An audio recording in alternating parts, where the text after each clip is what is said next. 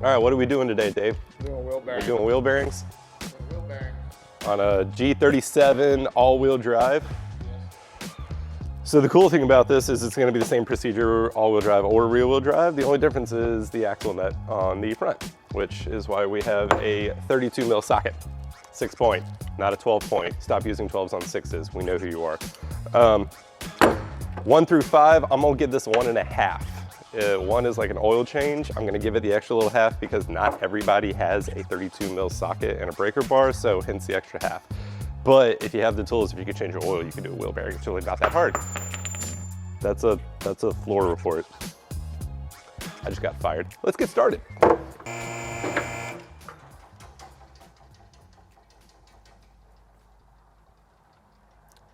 We might fix that for him. Now, you don't have to have an impact to take off your wheels, but it helps.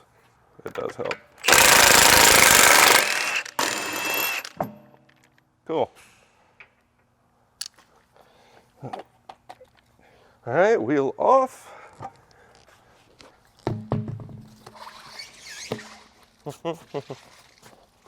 Once you get the wheel off, cotter pin, and then the axle nut, we are going to remove the caliper and the caliper bracket later, but we're going to keep it on now because it really helps to break this nut loose. If you have a friend inside, hold the brake pedal, keeps it all still. That way you can put as much torque as you want on this thing, because I don't have an impact big enough to take that off. So Dave, I'm going to need you. I've never had a cotter pin come off that easy. Have you? Like, we usually fight these things and you end up breaking them in half. That was awesome. 32, again, 6-point. It's a 6-point, 6-point. So yeah, let's get somebody in there to hold the brakes. All right, so this is Sydney. Sydney is the marketing intern. Hello. She's gonna be holding the brakes today. So yeah, go ahead, jump in the car, and you're going to just slam your foot on the brake as hard as possible. And the cool thing is, if it's not enough, if the brake does slide, we can start it up, use power brakes, all that's fine. Put the car back down on the ground, that way the passenger side tire's touching the ground, so when I crank on this thing, wheel's not going left or right.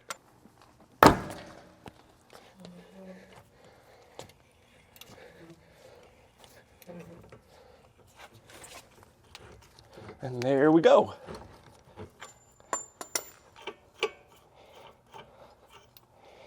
That is a big mamma jamma.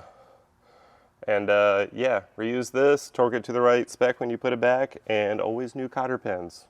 I'm gonna say it again when we get to that part. So we had to take the nut off, that way we can push the axle back a little bit. You're not removing the axle, so nobody disconnect your front upper to the rest of it and pull your axle out. You don't need to do that.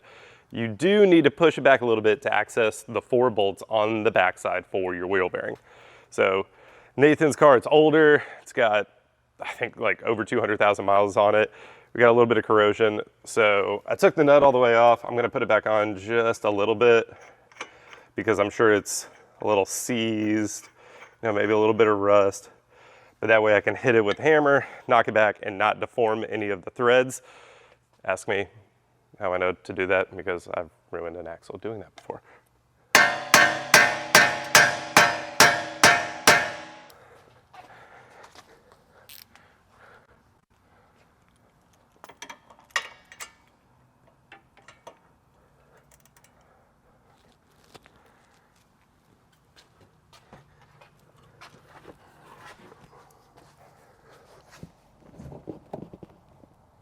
Yeah, there it goes.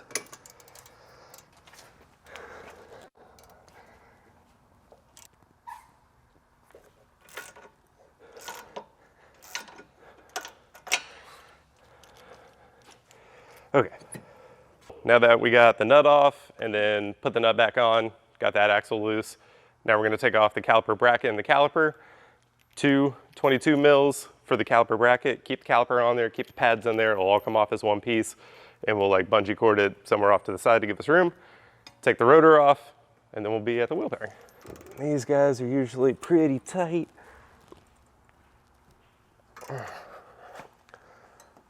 Clock it all the way over here, there we go.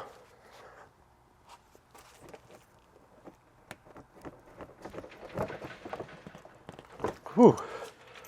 Cool. Breaker bar, a little bit more leverage. Let's see how this goes.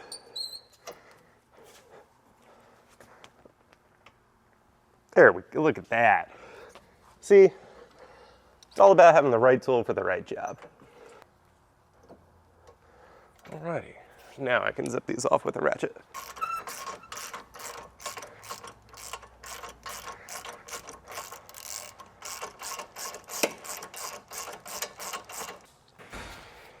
Cool.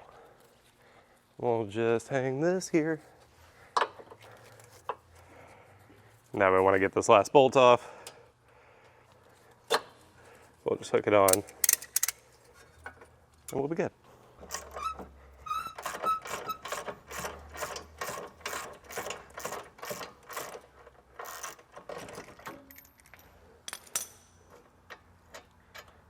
Bolt number 2. Alrighty, rotor off. And crusty wheel bearing. A little bit of play in there. You can feel the grind in it. Yeah, it's nasty. Cool. So now 4 17s on the back, and they're kind of tight, really close.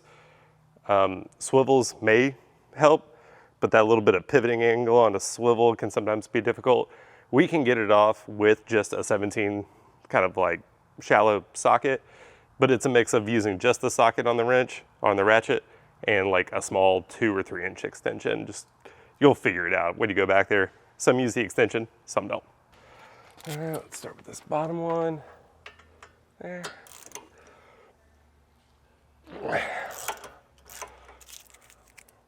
Okay.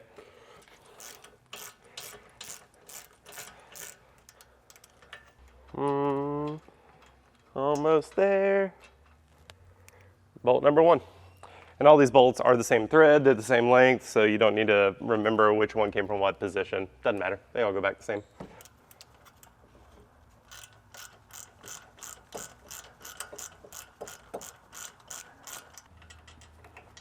Oh, bolt number 2. Once you break these things free, which they're in tight, they're coming out pretty smooth.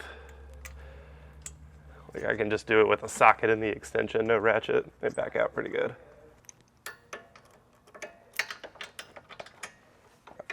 So we are, let's see, towards the rear of the vehicle on the bottom. So if you're looking at the back, if you go 1, 2, 3, 4, number 3 is the only one that I'm able to use. Where'd it go? Ha, ha, it's still on there. No extension. Everything else I used this little guy on the rest, but this one, it hits this stop for your steering rack. So take the extension off and just use a shallow 17 and you'll be able to get it right off.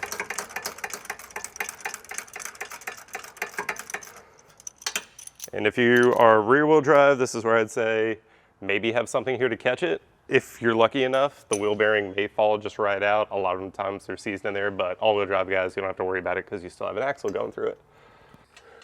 There we go. Finally, bolt number 4.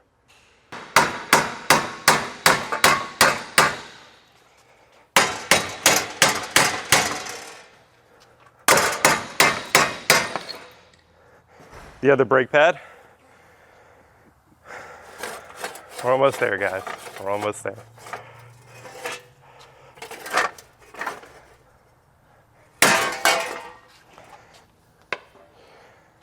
This is going to be the most satisfying thing I do all day and maybe all week.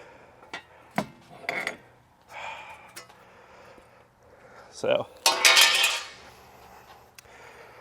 axle was seized in here.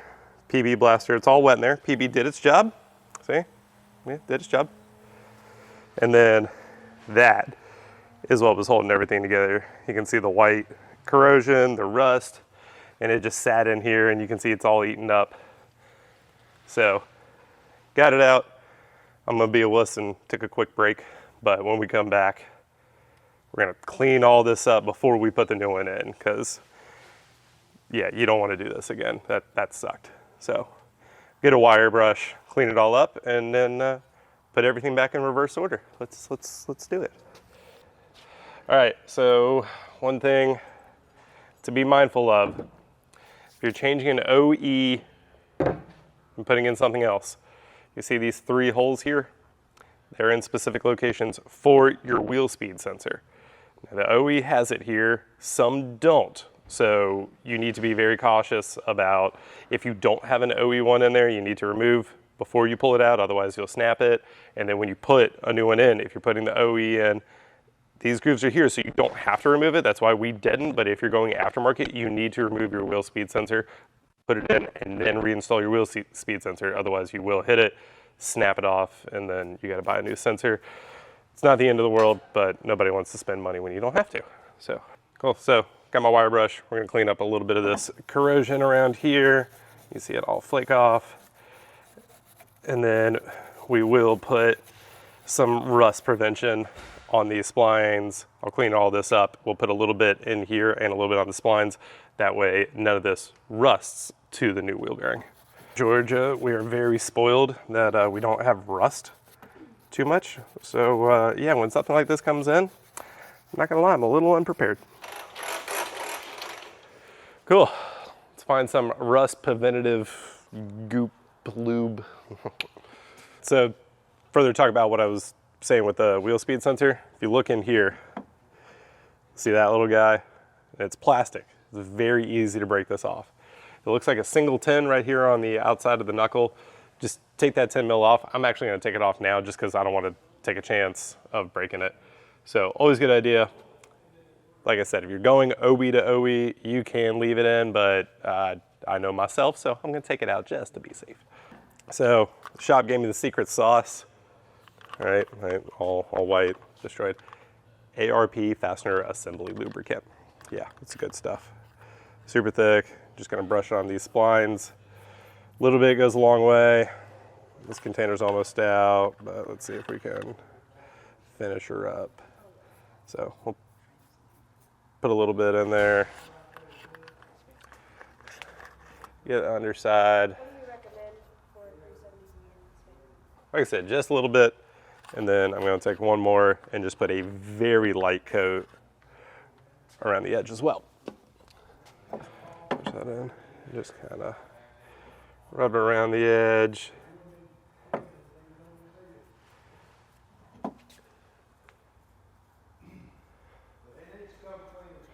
You know, this thing was in here for 200,000 miles. I'm not expecting this to come out again, but you know, the axle is 200,000 miles. So we'll throw it in, maybe he blows an axle later. That's where this preventative stuff is really gonna come in and make another job behind us a lot easier. Don't forget your dust shield.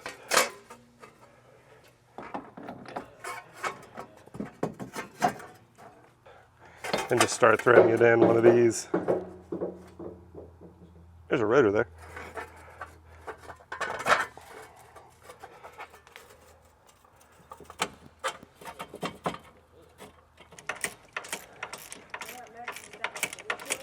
All right, cool. So dust shield, bearing in. I started threading one of these 17 in just to kind of hold everything still. I'll put the other 3 in, and always typical fashion, anytime you're working on a car, star pattern, never go like all the way around. One opposite, one opposite. And yeah, we'll get all these torqued down, put the wheel speed sensor in, put it all back together, and we're almost done. This is one bad thing about wheel bearings that I'm super spoiled on cars is you can't get an impact back here. So everything has to be like hand tools, sometimes an extension, sometimes a short ratchet, sometimes a thin ratchet. You just gotta find the right combination of parts, because I love the jobs where you can use an impact on everything. It goes so much faster. But if you wanna save the money, you gotta put in the effort. Cool.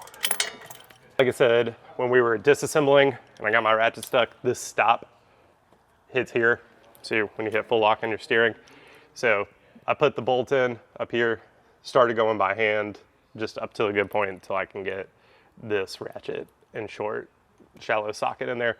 If you have a thinner ratchet, absolutely the way to go on this bottom corner. All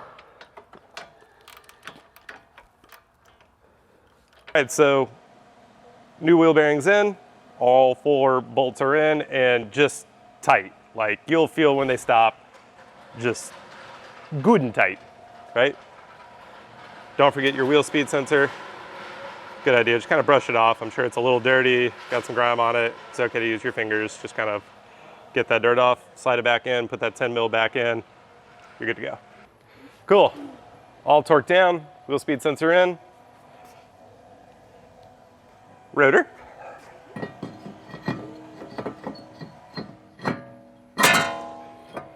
Beautiful. Caliper, and when you put the caliper on, don't forget the brake pads that fell out while you were trying to beat the axle out of the hub. So, yeah, don't forget these.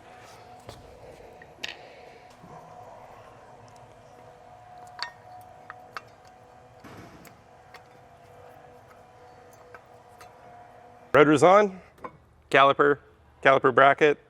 Make sure your pads are in good alignment still. And we didn't change anything with that, so it should slide right on. Boom.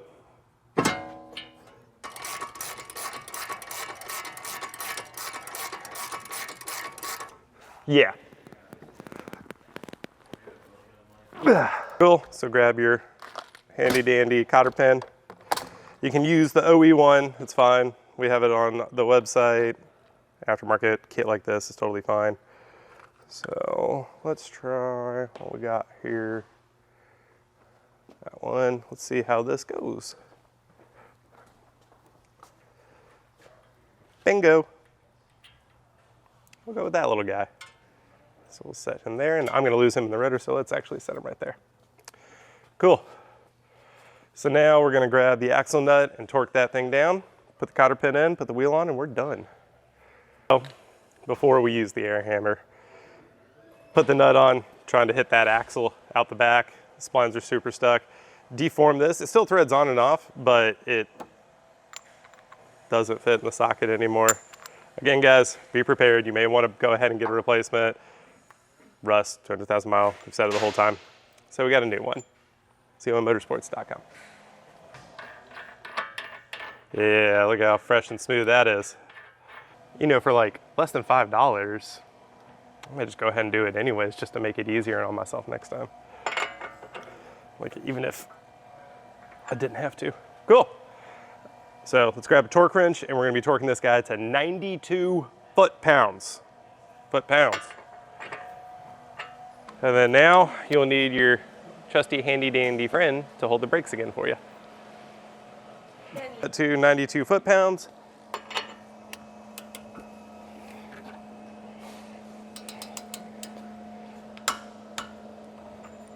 That's all she wrote. Easy peasy. My pliers, got my cotter pin. I'm gonna slide this little guy in and bend these over. Some people like to go both one direction. Some people like to go both in opposite directions. I'm the second. I like going both ways. Doesn't matter, as long as the cotter pin's in and it's secure and that nut can not back out. To each their own. Ah. Cool. There we go, it's in there. Even if that nut were to back out, that cotter pin will keep it on. There's an impact there, Dave. Cool. Let's get the wheel back on, put this thing on the ground, and that's a done deal.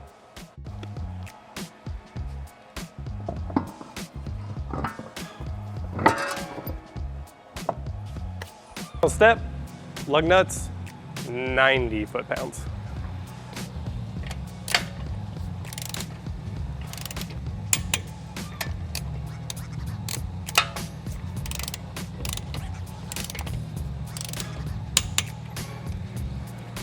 And that's how you replace a wheel bearing on a G37 all-wheel drive or rear-wheel drive. The only difference is the axle. So that wraps it up. If you guys need anything, head over to Z1Motorsports.com and head to our YouTube channel to check out the rest of our how-to videos.